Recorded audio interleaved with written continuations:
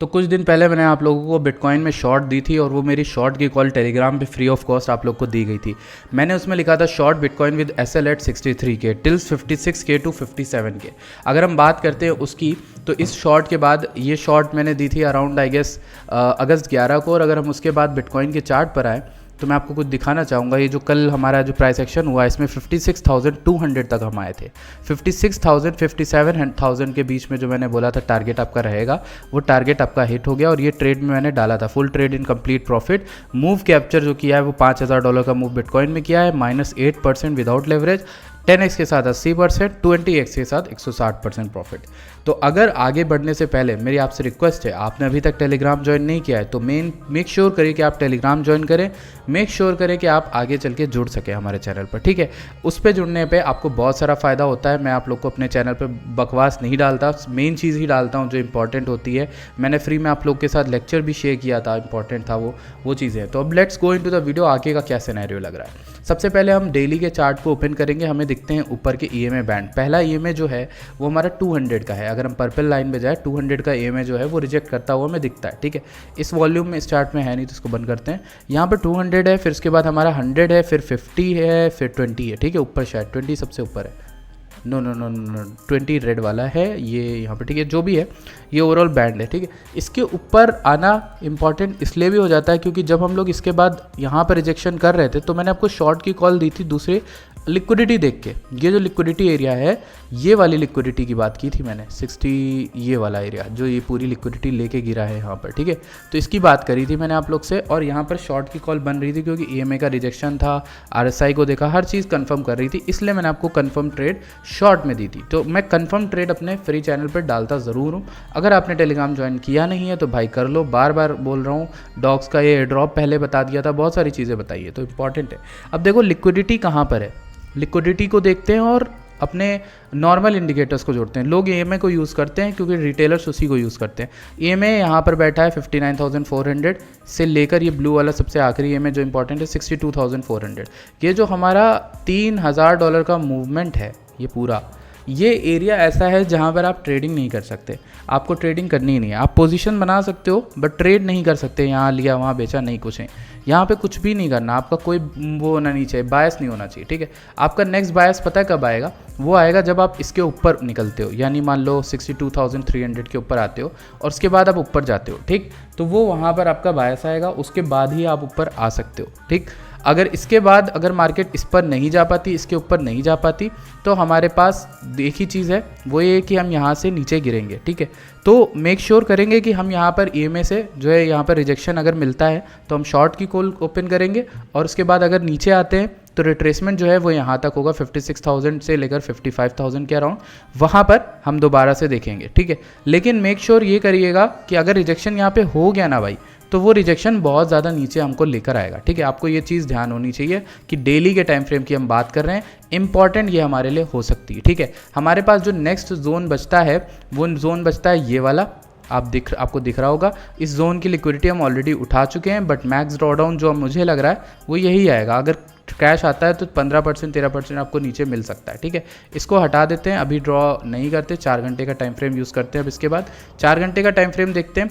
हमें reclaim for long entry जो लिखा है इसके ऊपर आ जाओ, $62,000 के ऊपर अब आ जाओ, तो हमें रिक्लेम करना है। फिर 64 से लेकर 65 के बीच में ये रिजेक्शन है, क्योंकि ये लिक्विडिटी मैं आपको दिखा चुका हूँ, यहाँ पर बैठी है, देखो ये पतली लाइन, ठीक है, 65 के अराउंड। तो ये एक रिजेक्शन जोन है। ये सब जोन जो है ना अपने में ड्रॉ कर लो ताकि आपको हेल्प मिल पाए, क्योंकि भाई ये चीज़ें आपको हेल्प देंगी, ठीक है।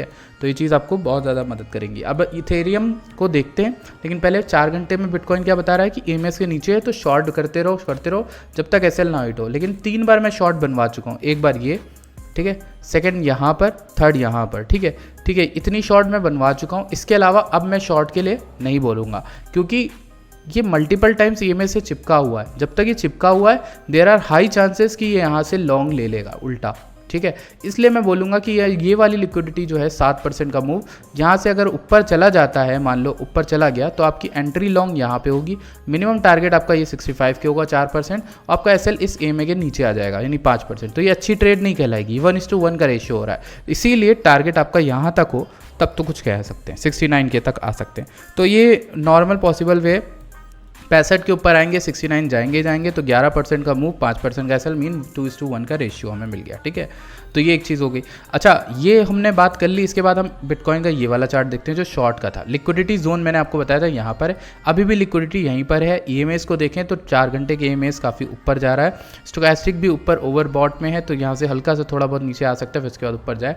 लेकिन मेन इंपॉर्टेंट जो एरिया है वो यही है कि भाई जहाँ मैंने एसएल दिया वो एसएल हिट हो गया तो आपका लॉन्ग बन जाएगा, वहाँ पे लॉन्ग ट्रिगर हो जाएगी। मतलब ये एक ऐसा एरिया है ना जहाँ आप पलट के तुरंत लॉन्ग ओपन कर सकते हो। जहाँ पर आपका एसएल हिट हो गया, मतलब आपका मान लो यहाँ एसएल हिट हुआ तो मतलब ये मार्केट यहाँ आ गई तो इसका मतलब लॉन्ग साइड बायस हो गया, तो आप वहाँ पे पलट सकते हो ट्रेड अपनी।